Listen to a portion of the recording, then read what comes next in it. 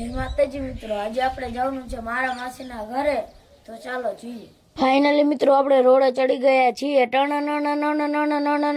Finally મૂડી પહોંચી ગયા ને ચા ગાંઠિયા ને સિંગ ભજીયાનો નાસ્તો કરી લીધો। ફાઇનલી પહોંચી ગયા આપણા માસીના ઘરે। મિત્રો હવે હું તમને બતાવી દઉં મારા માસીનું ઘર। મારા માસીના ઘરે આજે ધાબુ ભરવા આવ્યા હતા। હાલો તો હવે હું તમને બતાવી દઉં મારા માસીનું ઘર।